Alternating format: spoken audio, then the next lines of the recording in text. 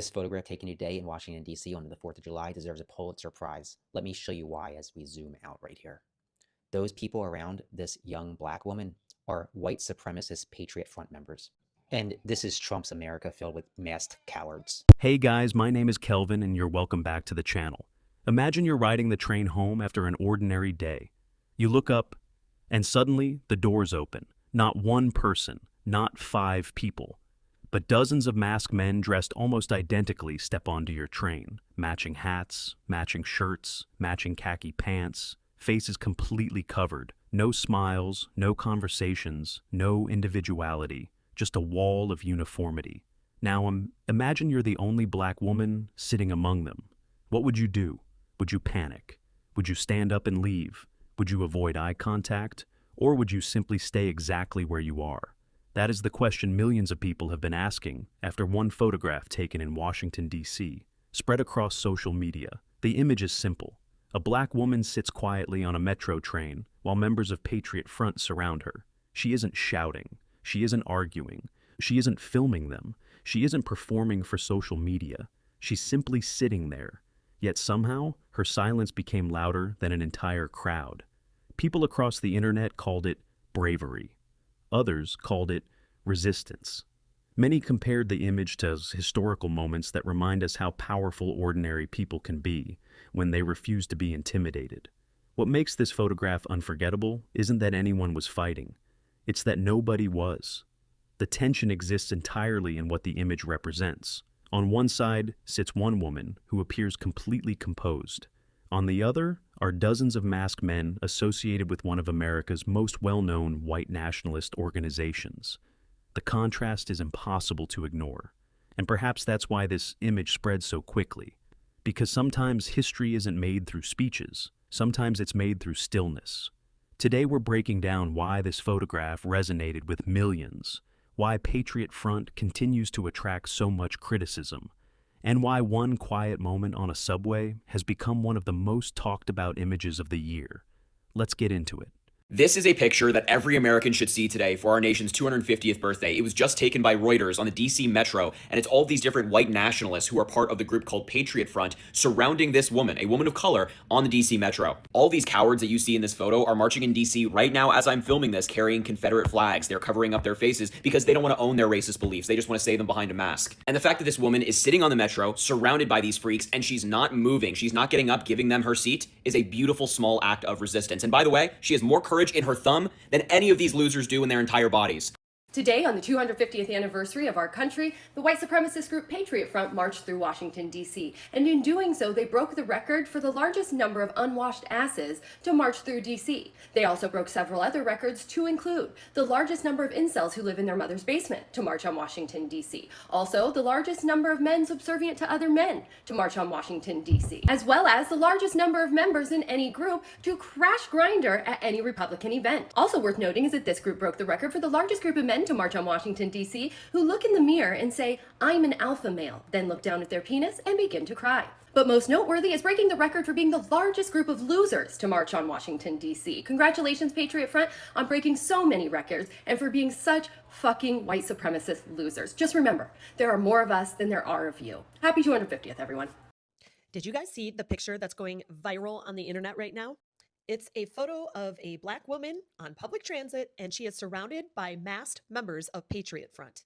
And then just hours later, that same group marched through the streets of Washington, D.C. So who is Patriot Front, and why are people talking about them? Patriot Front is a white nationalist group that was founded in 2017 by a guy named Thomas Russo. And he started this group after a deadly Unite the Right rally that went on in Charlottesville, Virginia. The Unite the Right rally brought together far-right extremists, white nationalists, and neo-Nazi groups. And the Unite the Right rally ended when a man drove a car into a group of counter-protesters, and he killed one person and he injured dozens of others. And after that rally, Thomas Russo, he decided he was going to split from the white nationalist group called Vanguard America and start his own white nationalist group called Patriot Front. One of the things that he decided to do differently from other white nationalist groups is that he wasn't going to use obvious Nazi symbols. So if you look at this group, they use imagery like the American flag and other early American symbols. All of the members wear the same outfit, a hat, they cover up their face, they wear the same shirt, the same pants. And he did this because he was trying to make his white nationalist group look more mainstream. He wanted to recruit more, and basically he still promoted his same core beliefs. So this group shows up at the Capitol today. And basically their goal is they want a white America. They oppose of multiculturalism and immigration, and they actually promote the false Great Replacement conspiracy theory. And let's not forget what they do best, which is spread propaganda. So it is important that when you see this group, you must know that they are an extremist group. They are not just another political organization. Since the formation of this group, they have been involved in several high-profile situations. For example, 31 of them were arrested at an LGBTQ+ event in Coeur d'Alene, Idaho.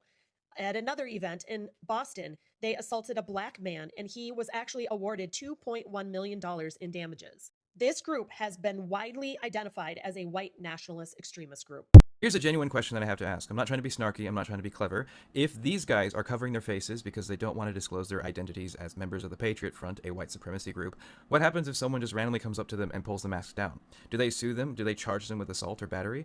If that happens, don't they have to disclose their identity? Can you sue someone while keeping your identity secret? For those of you unfamiliar, the Patriot Front is your typical neo-fascist white supremacist group. They have about 540 members. It was founded by this guy named Rousseau in Texas, and they preach the typical stuff like white replacement theory, the idea that Jews control everything, basic conspiracy theories in order to help people shirk accountability and responsibility. The Patriot Front marched on Washington, D.C. today with about half of its members, about 200, mostly because they really like Donald Trump. They believe that he's a white supremacist, and for that reason they support him. And in general, I find these people to be somewhat dangerous, but at the same time extremely comical. The reason why I say comical is because people who lean on their race to feel proud typically don't have very much else to lean on. If you have achievements, if you have milestones that you've accomplished, if you have things to be proud of, like your family, your country, your state, your business, or what have you, then usually people will lean on that as opposed to just being a white supremacist. Leaning on something that you didn't choose and that you didn't earn is typically a sign of someone with low self-esteem, as most white supremacists tend to be. What's also so fascinating is that if you look at these people and how they interact, it's very clear that they either want a sense of community or they lack a healthy diet of fiction.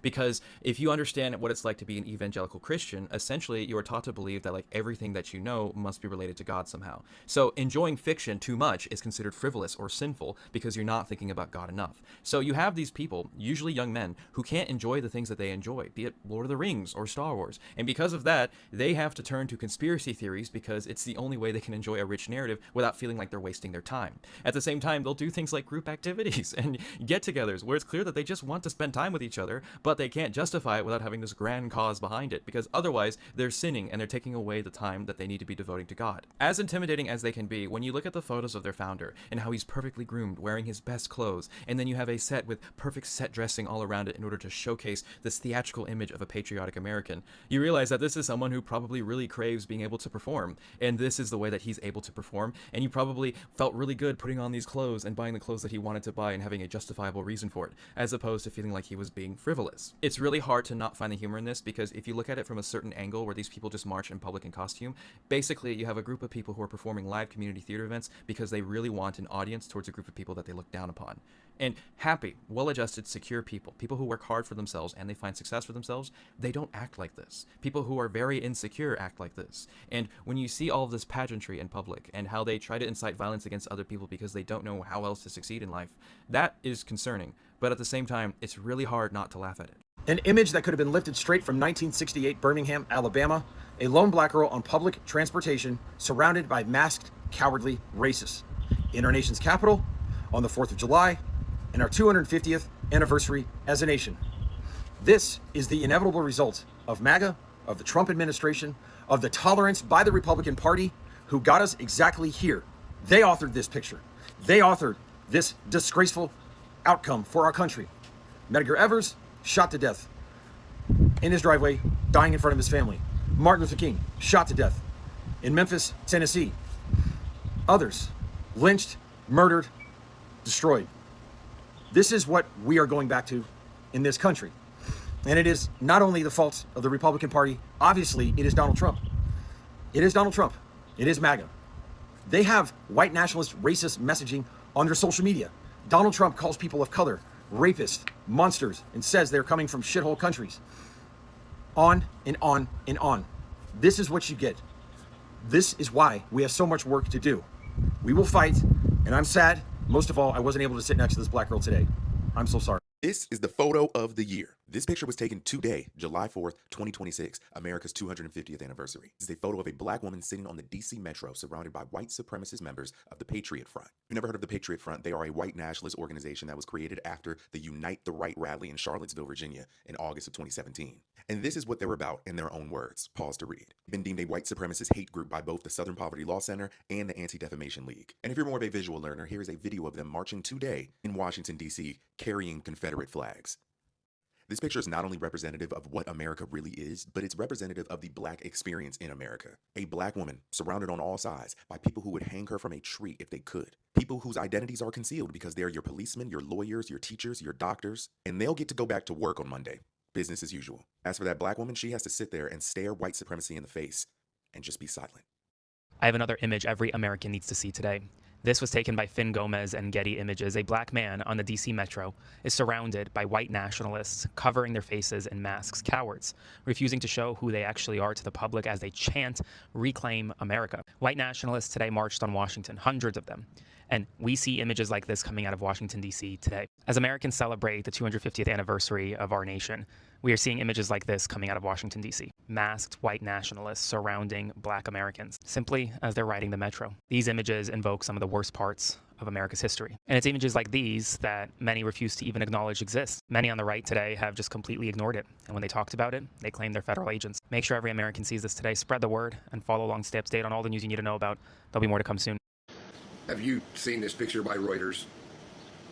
This young black woman surrounded by white nationalists on a subway in D.C. Surrounded. She's the only other person there. If you don't think they're trying to bring back segregation and making scenes like Rosa Parks, then you have no idea what's going on in this country. She has more braveness in her little finger than all these skinny khaki wearing pieces of crap. Literally alone on a subway car full of fascists by herself. I have no more words. This image captured by Reuters today says it all of where we are at in this country on its 250th anniversary. You've got a young black woman on a commuter train traveling to Washington, D.C., surrounded by a group of men hiding behind white masks that are part of a far-right white supremacist group called Patriot Front, who then marched in the streets of Washington, D.C. This woman, whoever she is a fucking hero. And to be honest, I'm really glad it's a woman that was on this train when this was happening, because this just shows that the women in this country are the brave ones that are going to lead us forward, not these cowards in masks. This image serves as an important lesson to this country. I hope everyone takes note and votes accordingly in the midterms. Let me know what you think about this in the comments. Like, share, spread the word, follow along for more, and I'll see you back here for the 411. Before I say anything, I want to acknowledge this young woman. Understand that this ain't just a picture. This woman is sitting here in the middle of this moment, probably a horrific ride that she didn't wake up and choose to be part of. It doesn't matter if nothing was said, if no words were exchanged, if no eye contact, because what people fail to realize, none of that matters. That situation will impact her. This isn't just an image. This is a real moment that will forever be etched in the memory of that young lady. Well, yesterday was America's 250th birthday. We wanted to celebrate liberty. We wanted to celebrate democracy. And we wanted to celebrate that all are created equal. And then I saw this photograph. A lone black woman sitting quietly on a Washington Metro train, surrounded by white Christian nationalists. I don't know what she was thinking. I won't pretend to. But I couldn't shake the feeling for one frozen moment that train wasn't moving through Washington. It was moving backward through history, toward a version of America that too many people still romanticize.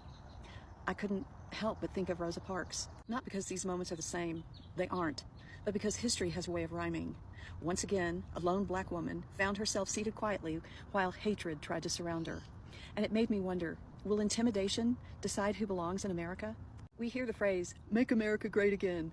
And the obvious question has always been, great for whom? Because for many Americans, the past wasn't some golden age. It was something they fought to overcome. There's an old phrase from the civil rights movement: they can make you suffer, but but they can't make you surrender. Whether she felt angry, afraid, or simply determined, I don't know. I won't pretend to. But I do know this. Yesterday, we should have been celebrating how far we've come. Instead, this is the image I can't stop thinking of. Let's start with the obvious. If your movement truly represents strength, why hide your face? That question has followed Patriot Front for years. The group presents itself wrapped in patriotic imagery, American flags, matching uniforms, military-style formations, and carefully choreographed marches. But critics argue that beneath that branding lies an ideology rooted in white nationalism and exclusion. The organization emerged after the Charlottesville rally in 2017 and has since become known for highly organized public demonstrations. Their message has been widely condemned by civil rights organizations and researchers who track extremist movements. Yet, despite all the uniforms and carefully planned appearances, this single photograph changed the conversation. Because the image wasn't really about Patriot Front, it became about the woman sitting among them. She didn't give them the reaction many people might expect. She didn't appear frightened. She didn't create a confrontation. She simply existed. And sometimes that's enough to completely change the story. Social media quickly filled with comments praising her composure. People described her as calm under pressure. Others said her refusal to move transformed what could have been an intimidating scene into a symbol of quiet resilience. Whether you agree with every comparison made online or not, one thing is difficult to deny. The photograph struck a nerve. It forced people to confront uncomfortable questions. What does intimidation actually look like? Is power measured by numbers? Or can confidence sometimes outweigh an entire crowd? Another reason the image resonated is because of the striking visual contrast. One person, hundreds of matching symbols around her, no dramatic action, no shouting, just silence. Sometimes a still photograph says more than hours of debate. Of course, the internet did what it always does. Some questioned the context. Others debated whether the moment represented something larger. Still others focused on Patriot Front itself, criticizing the group for marching while wearing masks and accusing its members of projecting strength while avoiding personal accountability. Whatever one's political viewpoint, it's clear why the image captured so much attention. It tells a story without saying a single word. And then came another layer. The woman's family later spoke publicly, reminding everyone that she's more than a viral image. She's a real person, someone with a family, a life, and an identity beyond one photograph. That's an important reminder in the age of social media. We often turn people into symbols, but behind every viral moment is an actual human being. In the end, what made this moment so memorable wasn't violence. It wasn't confrontation. It wasn't outrage. It was composure. Whether people view the image as courage, coincidence, symbolism, or simply a remarkable photograph, one thing is undeniable. Millions of people saw something meaningful in that quiet moment. Sometimes history isn't remembered because someone shouted the loudest. Sometimes it's remembered because someone refused to be moved. Now, I want to hear from you. When you first saw this photograph, what was your immediate reaction? Do you believe people are reading too much into the image, or do you think it genuinely represents a powerful moment of quiet courage? Share your thoughts respectfully in the comments below. If you enjoyed this breakdown and want more deep dives into the biggest cultural and political moments shaping today's conversations, make sure to like this video, subscribe, and turn on notifications so you never miss an upload. Thanks for watching, and I'll see you in the next one.